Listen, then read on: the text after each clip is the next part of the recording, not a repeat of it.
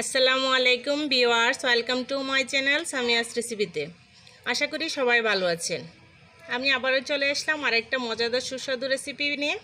আজকে আমি আপনাদেরকে 2টা ডিম আর পাউরুটি দিয়ে একটা মজাদার পুডিং রেসিপি করে দেখাবো। এই রেসিপিটা বাচ্চাদের খুবই পছন্দ, তা আশা করছি আপনাদের ভালো লাগবে। আপনারা ভিডিওটা স্কিপ না করে প্রথম থেকে শেষ পর্যন্ত দেখবেন আর আমার চ্যানেলটাকে সাবস্ক্রাইব করে আমার পাশে থাকবেন। তা আমি আজকে এই রেসিপিটা কিভাবে করেছি তা আপনাদের সাথে শেয়ার করে নেব। তা দেখতে যেমন আকর্ষণীয়, খেতেও তেমনই মজাদার। তো আমি আজকে আপনাদের এই রেসিপিটা করে দেখাচ্ছি। তার জন্য প্রথমে চুলাতে আমি একটা প্যান বসিয়ে তার মধ্যে দিয়ে দিলাম 1/2 কাপ চিনি আর অল্প পরিমাণ পানি। চুলার আঁচটা এই পর্যায়ে লো হিটে থাকবে। তা কিছুক্ষণ জাল করার পর আমার চিনিতে কালার চলে এসেছে, ক্যারামেলটা রেডি হয়ে গিয়েছে। এখন আমি এটা নামিয়ে ক্যারামেলটা পুডিংয়ের বাটিতে ঢেলে নেব। তারপর আমি নিয়ে নিলাম এখানে 4 পিস পাউরুটি।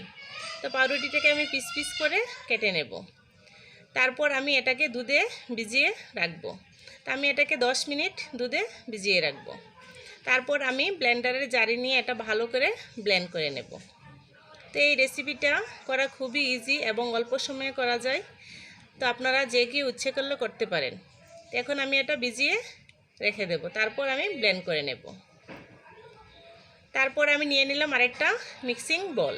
এর মধ্যে দিয়ে দিলাম 1/2 কাপ চিনি আর দিয়ে দেব 2টা ডিম ভেঙে। তো এখানে মিষ্টির পরিমাণটা যদি কেউ বাড়িয়ে নিতে চান তাহলে চিনির পরিমাণটা বাড়িয়ে নেবেন। তারপর আমি একটা হ্যান্ড উইক্স দিয়ে এটা ভালো করে বিট করে নেব।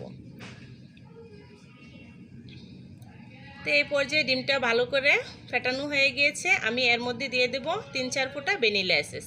তো ভ্যানিলা এসেন্স দিলে ডিমের কাঁচা গন্ধ থাকে না। আর যাদের কাছে ভ্যানিলা এসেন্স থাকবে না তারা অবশ্যই একটু এলাচের গুঁড়ো দিয়ে নিতে পারেন। তো এই পর্যায়ে আমি দুধটাকে ব্লেন্ড করে নিয়েছি। এখন আমি এর মধ্যে দিয়ে দেব ডিমের মিশ্রণটা। তো ডিমটা দেওয়া হয়ে গেলে আমি এটাকে আরও একটু ভালো করে নেড়েচেড়ে মিশিয়ে নেব।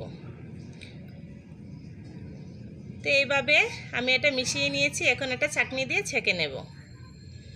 এখন আমি পুডিংয়ের বাটিতে যেখানে ক্যারামেলটা ঢেলে নিয়েছিলাম, তো ক্যারামেলটা ভালো করে সেট হয়ে গিয়েছে। এখন আমি দুধ, ডিম আর পাউরুটির মিশ্রণটা বাটিতে ঢেলে নেব। বাটিতে ডালা হয়ে গেলে আমি এটাকে চুলাতে বসিয়ে দেব। তো এইভাবে আপনারা পুডিংয়ের রেসিপিটা করতে পারেন, এটা খুবই সহজ। এখন চুলাতে আমি প্যান বসিয়ে তার মধ্যে দিয়ে দিলাম পরিমাণ মতো পানি আর দিয়ে দিলাম একটা টাওয়াল। তার উপরে আমি টিফিন বাটিটা বসিয়ে দেব। তো বাটিটা বসিয়ে আমি ঢাকনা দিয়ে ডেকে এটাকে কুক করে নেব। তো আমি ঢাকনার ছিদ্রটাও বন্ধ করে দেব। এ পর্যায়ে চুলার আঁচটা মিডিয়াম টু লো হিটের মাঝামাঝি রেখে এটা আমি ভালো করে কুক করে নেব। তো আমি প্রায় 40 মিনিট জাল করে নিয়েছি। এ পর্যায়ে দেখে নেব যে আমার পুডিংটা হয়েছে কিনা। তো এখন আমি একটা নাইফ দিয়ে এটাকে চেক করে নেব। নাইফটা যদি পরিষ্কার হয়ে আসে তাহলে বুঝবেন যে পুডিংটা হয়ে গিয়েছে।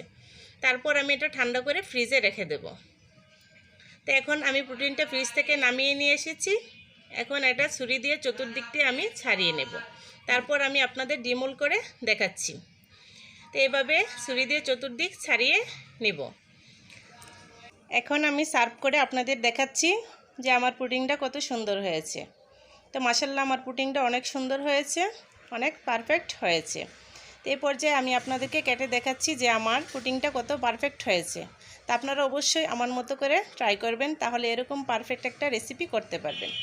তা আমার চ্যানেলে নিত্য নতুন রেসিপি পেতে অবশ্যই আমার চ্যানেলটাকে সাবস্ক্রাইব করে আমার পাশে থাকবেন। ভিডিও ভালো লাগলে ফ্রেন্ডস ফ্যামিলির সাথে শেয়ার করে নেবেন। আশা করছি আবার দেখা হবে অন্য কোনো ভিডিওতে। সেই পর্যন্ত সবাই ভালো থাকবেন আর অবশ্যই আমার চ্যানেলটাকে সাবস্ক্রাইব করবেন। আর ভিডিও ভালো লাগলে লাইক কমেন্টে জানাবেন। আর আমার মতো করে এরকম রেসিপি বাসায় ট্রাই করতে চেষ্টা করবেন, তাহলে আপনাদের অবশ্যই ভালো লাগবে। তো ভিডিও দেখার জন্য ধন্যবাদ সবাইকে। আল্লাহ হাফেজ।